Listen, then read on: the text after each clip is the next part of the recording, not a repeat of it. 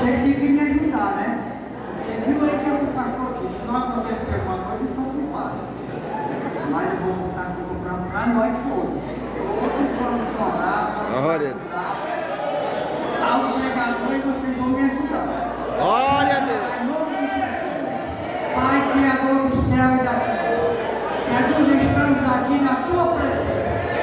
Para te ouvir, para te adorar, para te amar. Ó Deus. Verdade, meu Deus. Que estão aqui na tua casa. Que vem assistir esse culto maravilhoso. Ninguém está na tua presença. Agora nós vamos entregar o pregador nas tuas mãos, Pai. Que ele faça o que o Senhor mandar, o que o Senhor ordenar. Que nós podemos receber a bênção da vida através dele e de Jesus, em nome do Pai, do Filho e do Espírito Santo. Amém. Irmãos amados, minhas irmãs, eu quero com alegria cumprimentar a todos com a paz do Senhor. Amém. Convidar para nós abrirmos a Bíblia em Mateus, capítulo 17. Eu estou informado da programação. Nós estamos em uma semana pentecostal e hoje, com o trabalho sobre missões, eu preciso e gosto de considerar a programação que a igreja tem para o culto. Mateus, capítulo 17, versículos 14 ao 21. Eu tenho certeza que a mensagem do Senhor para nós, nesta noite, está aqui. Mateus, Novo Testamento, primeiro livro, capítulo 17, versículos 14 ao 21. Quem encontrou pode dizer amém? Amém. E quando chegaram à multidão, aproximou-se um homem, pondo-se de joelhos diante dele, dizendo: Senhor, tem misericórdia de meu filho, que é lunático e sofre muito, pois muitas vezes cai no fogo e muitas vezes na água. Trouxe aos teus filhos, aos teus discípulos, e não puderam curá-lo. Trouxe-o aos teus discípulos e não puderam curá-lo. Jesus respondendo disse: ó geração incrédula e perversa, até quando estarei eu convosco? E até quando vos sofrerei? Trazei-me-o aqui. E repreendeu Jesus o demônio, que saiu dele, e desde aquela hora o menino sarou. Então os discípulos, aproximando-se de Jesus em particular, disseram: por que não podemos nós expulsá-lo? Jesus lhes disse: por causa da vossa pequena fé. Porque em verdade vos digo que se tiveres fé como um grão de mostarda, direis a este monte: passa daqui para acolá, e há de passar, e nada vos será impossível. Mas esta casta de demônios não se expulsa, senão pela oração e pelo jejum. Irmãos amados, eu quero nesta noite, com a ajuda de Deus, e olhando para esse texto que nós acabamos de ler, trazer uma palavra aos irmãos dentro dessa programação para missões, enfatizando o poder de Deus no nosso ministério. O poder de Deus no nosso ministério. E quero começar enfatizando aos irmãos que a coisa mais importante para o funcionamento, para o bom andamento da igreja na terra, é o poder de Deus. Nenhuma outra coisa ou recurso que nós pudermos adquirir nunca jamais será tão importante e necessário e fundamental como o poder de Deus. Nada na obra substitui a presença de Deus. A obra missionária é tão grande, é uma obra tão profunda e pesada, que a única maneira de nós conseguirmos resultados é através do poder de Deus. Senhor Jesus nos lembrou dizendo: sem mim nada podereis fazer. Uma pessoa que não está em Deus, que não tem o seu poder na vida, é como um galho cortado da árvore. Nunca vai produzir nada para Deus na sua obra. Eu estou orando a Deus e estive trabalhando pelos irmãos, para que nesta noite Deus tenha misericórdia de nós e transmita a nós a sua vontade, e que haja poder de Deus nas nossas vidas nesta noite. Aqui nesse texto que eu li com os irmãos, nós podemos ver duas frustrações desesperadoras. A primeira delas, a frustração do pai do menino. Nós vemos o estado de necessidade daquele homem, primeiro evidenciado no fato de que ele se ajoelhou. A Bíblia diz que ele veio buscar ajuda e se pôs de joelhos.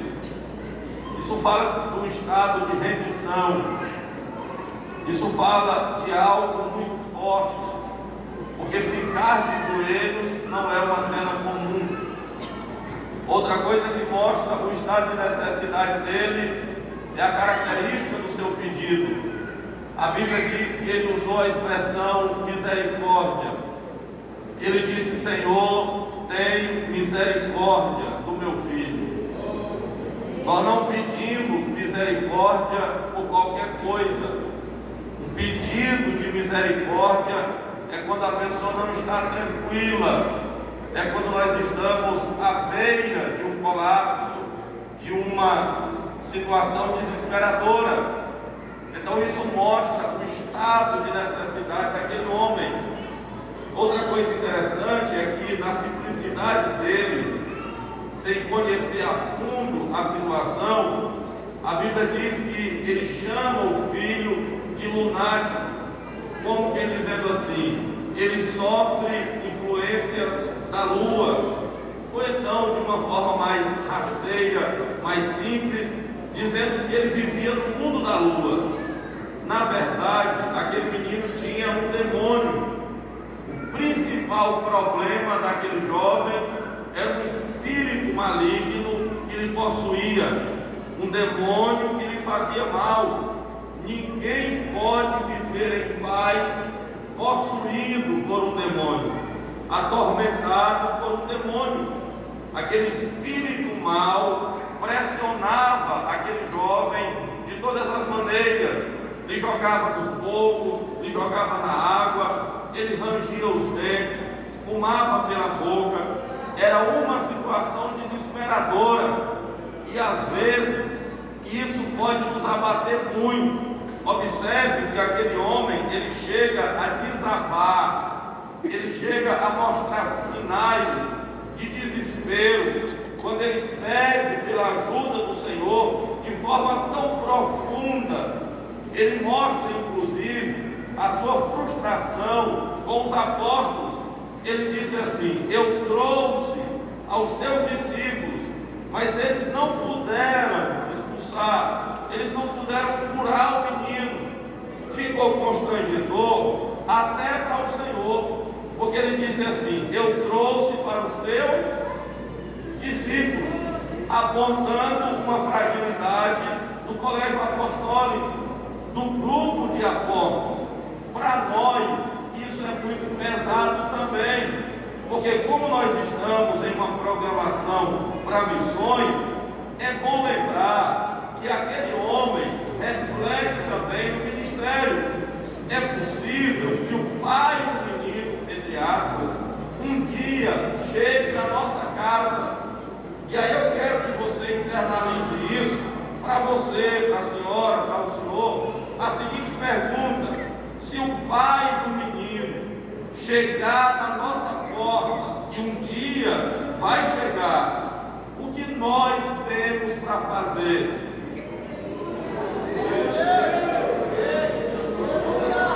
Se for o senhor que for procurado, se for a senhora que for procurada, confrontada, qual é a solução que nós temos para oferecer.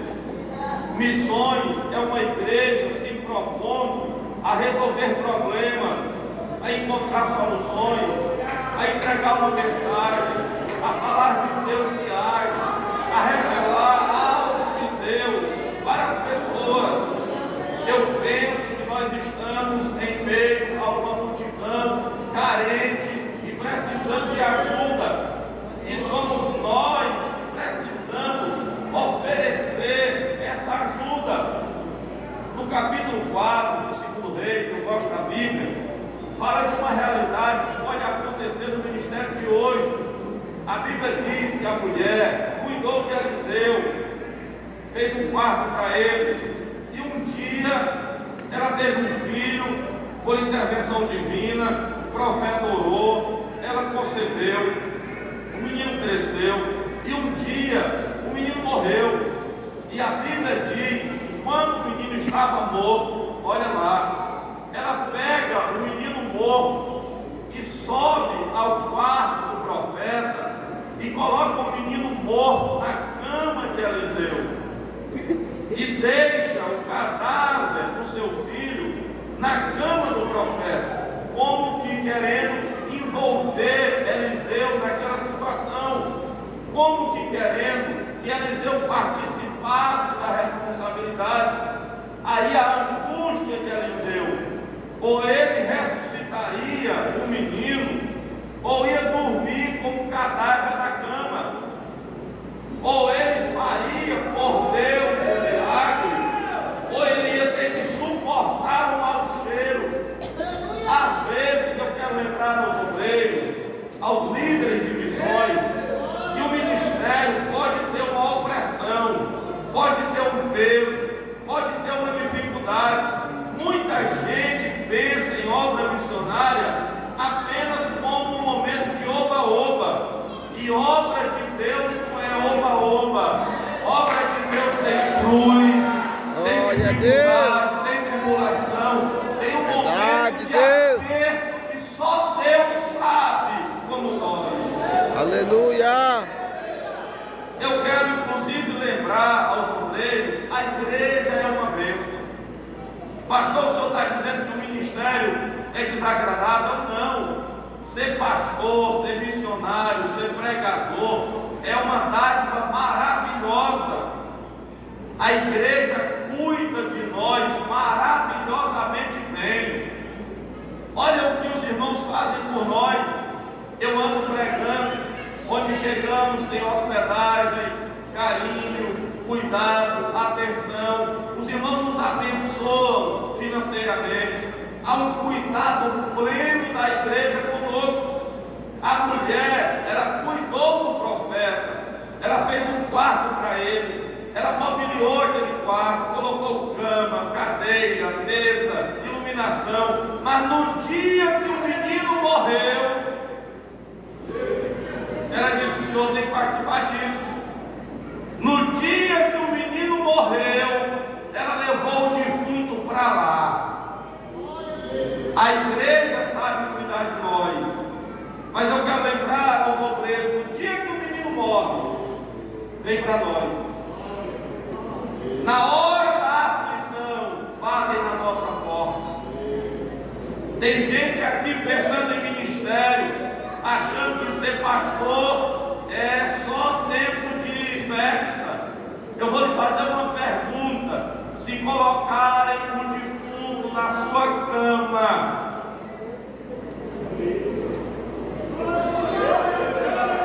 tem poder de Deus na sua vida? Eita glória! Não pode só para aparência, é preciso ter poder de Deus em nós.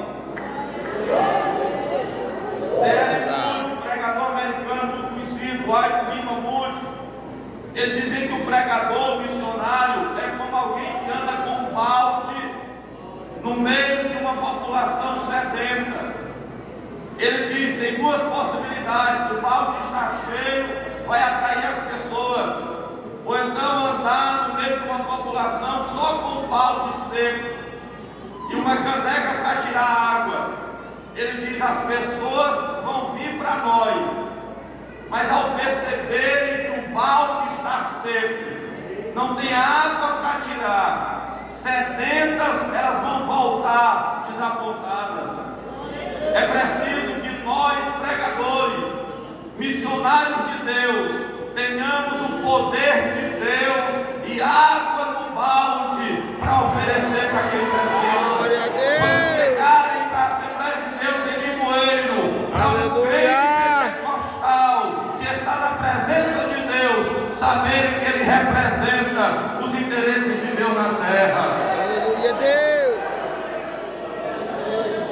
Como está a sua vida? Será que tem algo de Deus para oferecer? Diga como Eliseu: deixa ele vir na minha casa, e ele saberá que há profeta em Israel. Naamã virá leproso, mas vai voltar sarado, porque tem homem de Deus na terra. Glória a É Deus. preciso que na cidade de Limoeiro do Norte alguém diga lá na Assembleia de Deus: pode levar, que lá tem profeta.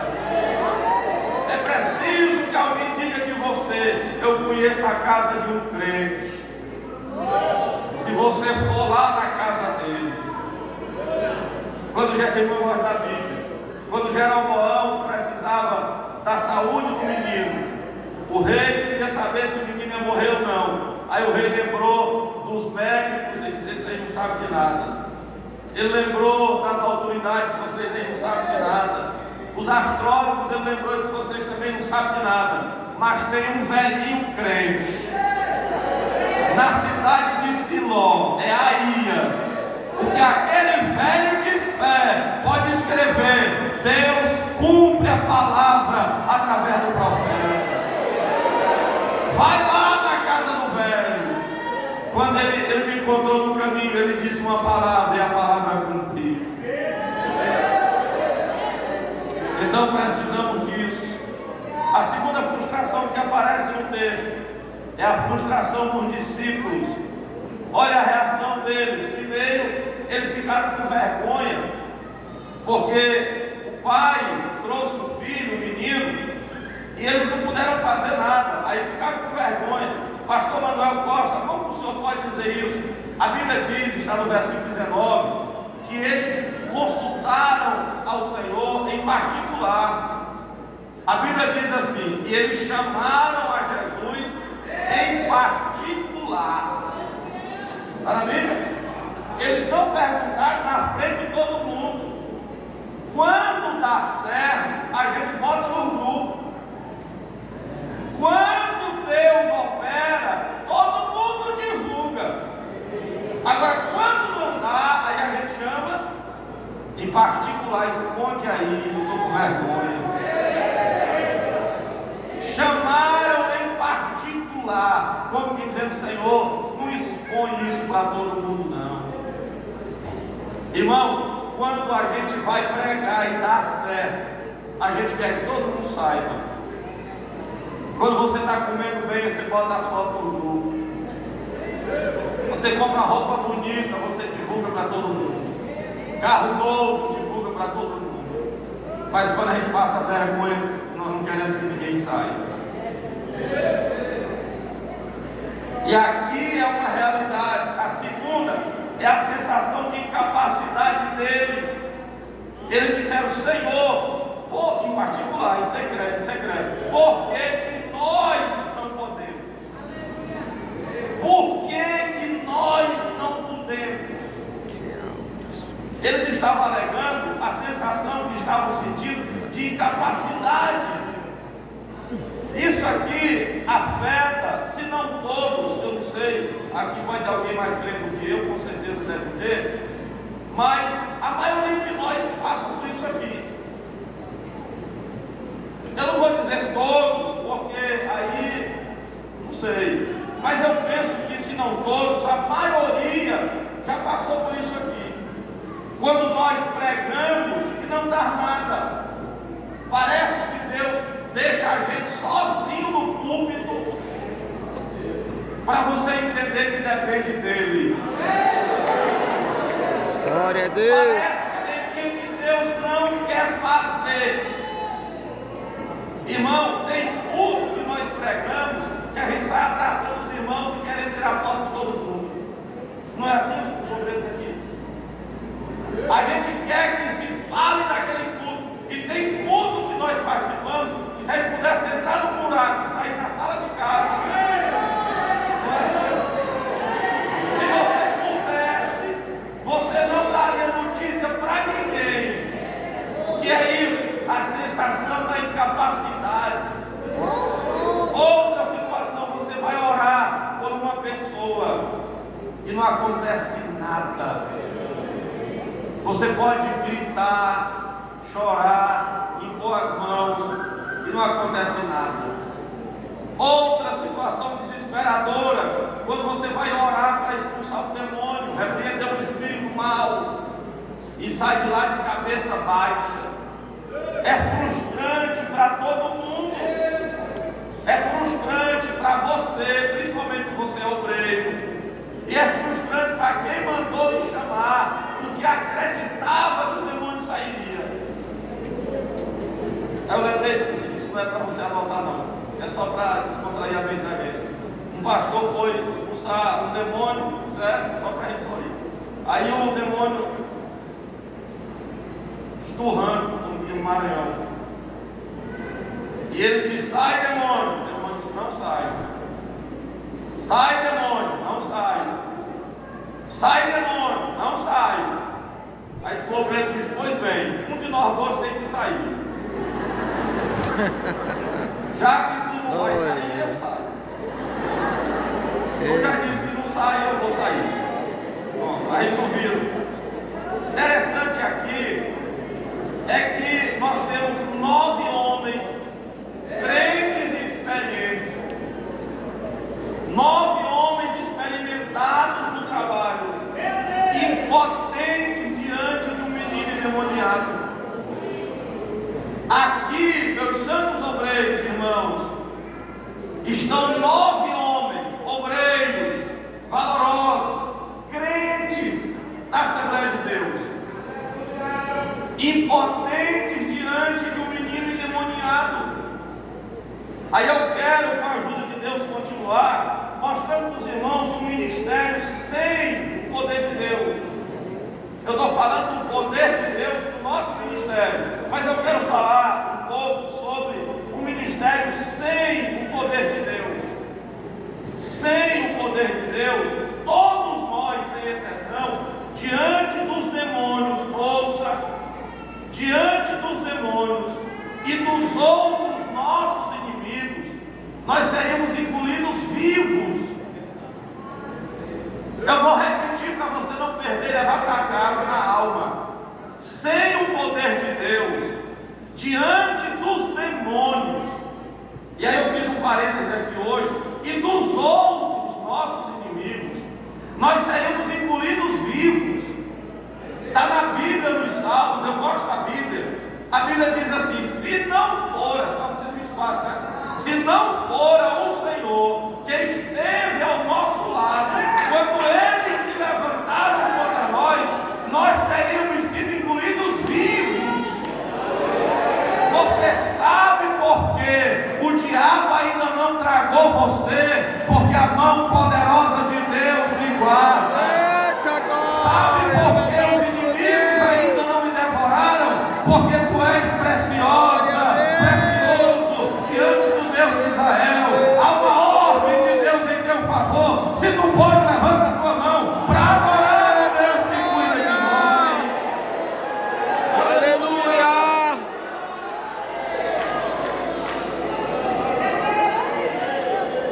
Meu Deus. Agora pense, sem o poder de Deus, como que nós expulsaríamos um demônio, por exemplo? Vamos pensar, eu quero trabalhar com a igreja, as atividades dos crentes. Crente expulsa demônios, sim ou não? Vamos lá. Crente expulsa demônios, sim ou não? Sim. Mas me diga aí se tem uma fórmula capaz de expulsar demônios. Tem? Tem um livrozinho que ensina,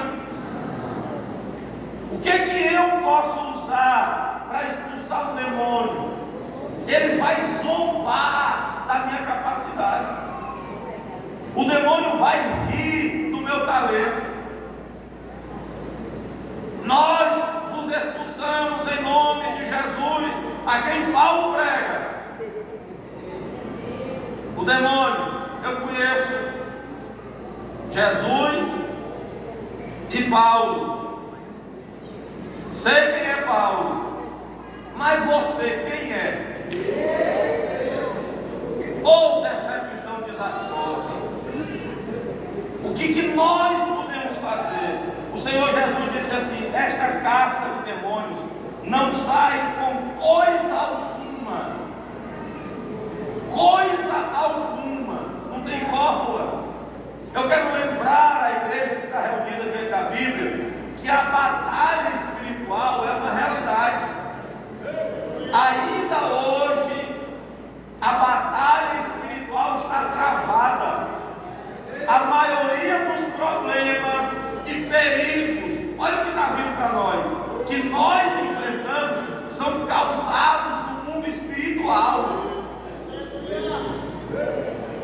Não é toda coisa que é do diabo, mas tem muita coisa que é dele.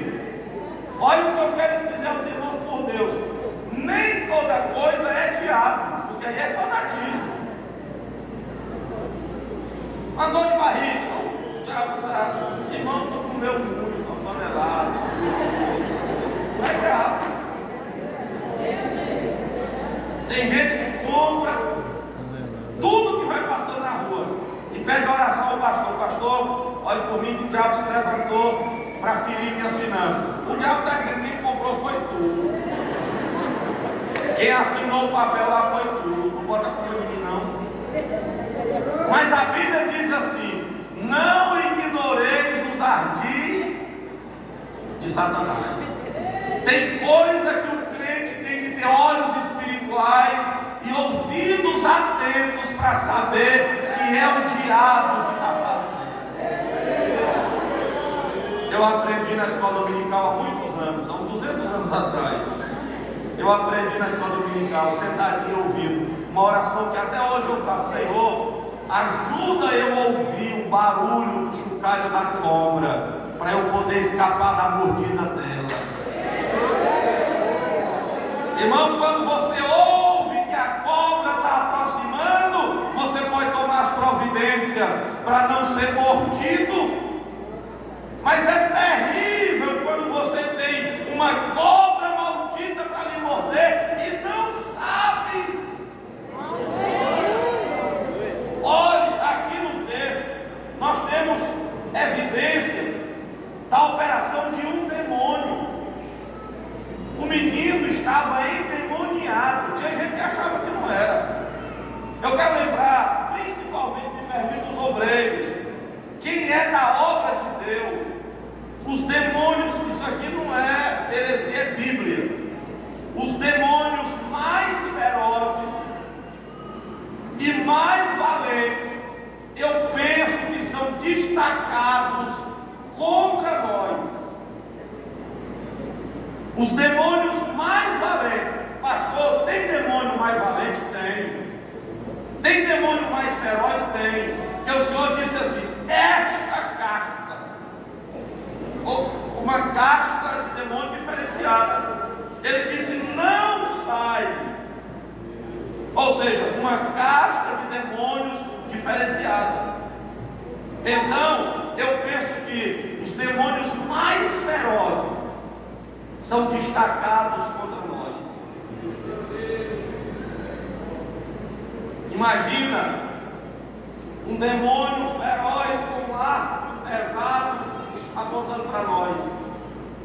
Principalmente quem é um perigo no mundo espiritual, no mundo. Irmãos, tem homens que, se o diabo puder, ele para.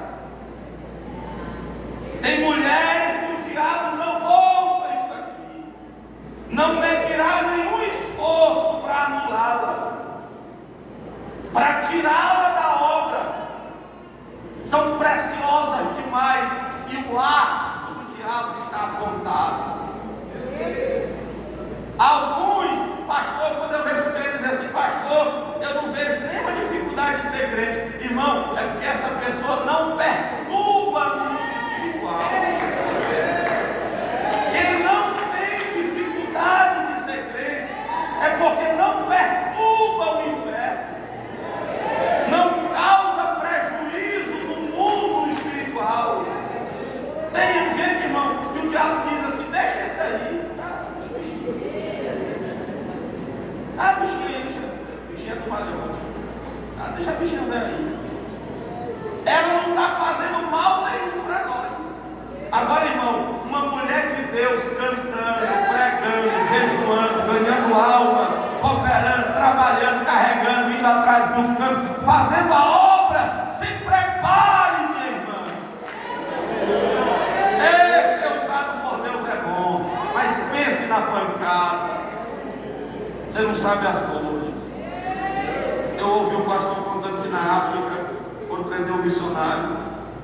Aí o Carrasco, quando chegou para prender ele, viu ele de túnica, uma túnica está lá até os pés. Ficou admirado, disse: mas como pode? O senhor não prega um Jesus simples? O senhor dirige uma igreja pobre, com uma roupa tão reluzente, com uma túnica tão bonita, uma capa tão nobre. Aí o missionário me chamou e ele disse: o senhor pode me acompanhar para o secreto ali, no quarto? O inimigo, o soldado Carrasco, disse: posso. Chegou lá no quarto, a sós. O homem de Deus pediu permissão e tirou a capa. Abriu-se a capa e o corpo magro, cheio de feridas. Aí o inimigo se admirou e disse: o que é isso? O homem de Deus disse: para o senhor não me julgar só pela capa. Tem gente olhando só o paletó. Tem gente que só olha o teu paletó, só olha a tua camisa, só olha o teu corte de cabelo. Mas, irmão, por dentro, só Deus no céu sabe as lutas que nós enfrentamos. É verdade, Jesus. Glória a Deus. Aleluia. Batalhas terríveis. Só Deus para ter misericórdia de nós. Só o poder de Deus para nos ajudar. Não julgue obra de Deus só pela capa. O pastor está andando de carro. Me lembrei agora também, aconteceu comigo, eu era menino, vou dizer de novo, há 200 anos atrás. Eu, jovem ainda, ou melhor, não tão jovem, se eu já era pastor, tem menos de 20 anos.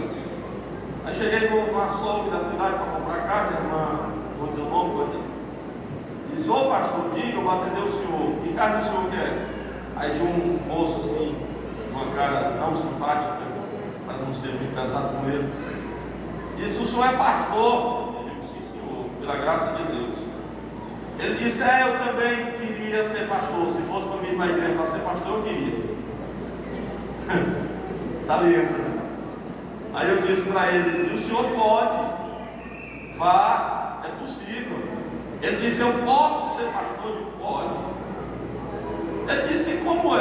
Eu digo: eu vou lhe explicar. Primeiro, o senhor tem que ser crente. E na CEADEMA, lá no Valé da nossa convenção, você tem que ter 8 anos de fé ininterrupta, pelo menos. Aí o senhor vai ser crente uns anos, a igreja vai ver o seu trabalho, vai lhe indicar para ser auxiliar do trabalho. Depois de uns anos, o senhor vai ser diácono, depois presbítero, depois dirigente, depois de mais uns anos, se a igreja veio, o pastor confirmar e for todo o processo confirmado, o senhor pode ser chamado para ser pastor. Ele diz: mas tem tudo isso, eu não quero. Eu disse: sim, senhor. Mas não é só você pensar que chegou lá, tem um processo. Meu irmão, tem uma luta. Então, a gente precisa pensar nisso. As pregações podem ser maravilhosas, mas sem o poder de Deus não tem resultado. Pregações vazias sem o poder de Deus não servem de quase nada. Você pode gritar para rachar as costas. se Deus não lhe der poder, de quase nada vai servir. Eu quero dar 2 testemunhos rápidos. Primeiro, um autor que escreveu assim, eu anotei que eu gosto de ler. Ele disse assim: um pregador sem poder, olha, eu estou falando sem poder ainda, sem poder é como um raio de lua em uma pedra de gelo.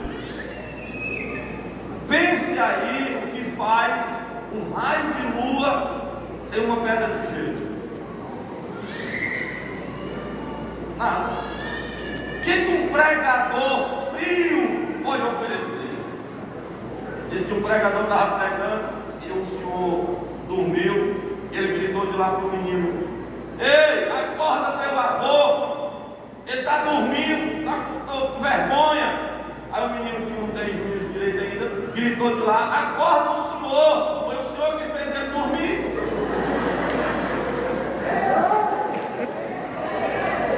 Eita glória! É o senhor que tem que chamar ele, foi o senhor que botou ele para dormir. Irmão, pregação no poder de Deus é um estrondo na igreja. E na Assembleia de Deus, Deus dirige o seu povo pela pregação da Bíblia.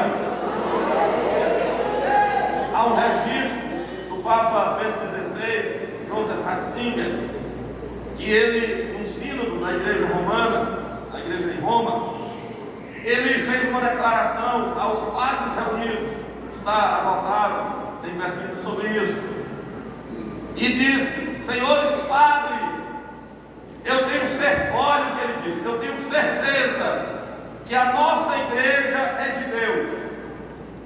Aí os padres comemoraram, ficaram felizes. Eu tenho certeza que a nossa igreja é de Deus. Aí alguém foi lá perto do Papa e perguntou: nós ficamos felizes, mas por que o senhor diz isso com tanta convicção? Ele disse: é porque ela permanece há mais de 2000 anos, apesar das pregações medíocres que vocês fazem todo domingo. É forte, né? Apesar das pregações medíocres que vocês fazem todo domingo. Irmão, pregação não é só intelectualidade.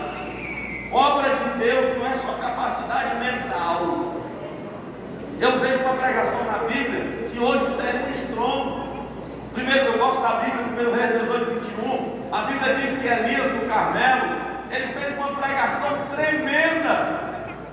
Ele pregou um tema que estava guardado para aquele momento. Parece que eu vejo Elias dizendo: até quando vocês cochearão entre 2 pensamentos? Foi? Irmão, quem conhece a Bíblia, aquela pregação foi uma das mais tremendas. Imagina quem era o pregador. Vamos lá, quem era o pregador? O profeta Elias. Bota Elias aqui, o profeta Elias. E o Manuel, 10-0 para Elias. Irmão, o homem estava orando há 3 anos e meio jejuando. Ele foi usado por Deus para aquele momento. Aí ele levanta no Monte Carmelo e entona o peito assim. Eu penso que Elias deve ter dito assim: pensa no negócio que vai ser hoje. Aí ele levanta, irmão, ó, pregação bonita. Aí ele diz assim: até quando cocheareis entre 2 pensamentos? Né? Aí eu pergunto para quem conhece a Bíblia: naquele dia não era para ter uma multidão de pessoas para aceitar Jesus? Sim ou não? Eu pergunto aos irmãos: quantas almas naquele dia ele ganhou? Quem conhece a Bíblia? Quantas pessoas se decidiram naquele dia? Vocês querem ver? Um obreiro da voz boa, melhor que a minha dele. Você vê quantas pessoas se decidiram? Vocês sabem o texto onde é? 1 Reis 18, 21. O irmão, ele é bem alto e bonito para nós ouvir. 1 Reis 18, 21. Vamos lá.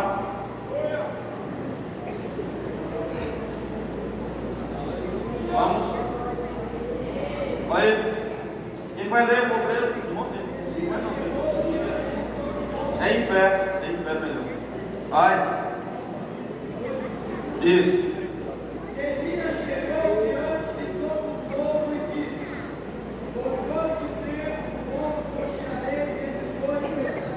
Olha aí.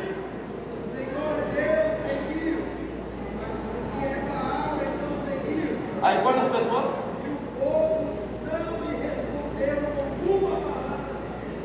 O povo. Tem uma versão que diz assim: e ninguém. Tem alguém que diz ninguém? E ninguém respondeu nada. O povo, todo mundo é o povo. Deixa eu ver na minha, na corrigida. Eu parece que é ninguém, né? 1 Reis 17, 21. Eu já li isso aqui hoje. É 18, 21. Olha aí, o irmão acabou de ler. Na corrigida, na que eu tenho, diz assim: tal. Porém, o povo não lhe respondeu nada. O Elias pegou a mensagem do momento, e era Elias. E o povo ficou olhando para eles. Irmão, eu já fui usado por Deus em momentos que a gente sente Deus descendo. Tem situações que você sente Deus tomar conta, que abala tudo. E tem pessoas que ficam numa dureza mortal. Você faz a decisão e não vem nenhuma pessoa, sim ou não? Missionário Zé. E tem situações que a gente começa a cantar o hino da harpa. Uma mensagem simples e começa a te soprar aqui como uma brisa espiritual, e as pessoas vêm chorando. O que atrai as almas não é a capacidade humana, é o poder do Espírito de Deus sobre nós. Levante assim a sua mão direita para o céu. Que haja uma manifestação poderosa de Deus, que haja poder de Deus no teu ministério, que haja uma renovação espiritual. Quem crê, irmão? Se você